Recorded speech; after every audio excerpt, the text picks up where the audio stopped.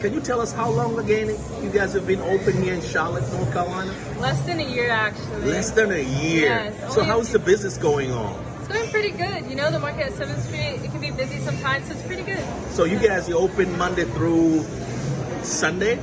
No, actually, we're not open on Sundays. So you guys better come here on Monday to Saturdays because we're closed on Sundays, and we close a little earlier in the beginning of the week. Around Monday, we close at 5, and then Tuesday, Wednesday, Thursday, we close at 7. So what's your last word now? You're telling the people around Charlotte metro area and all over United States, particularly the people from East Africa, Tanzania, Kenya, and elsewhere. What's your last word?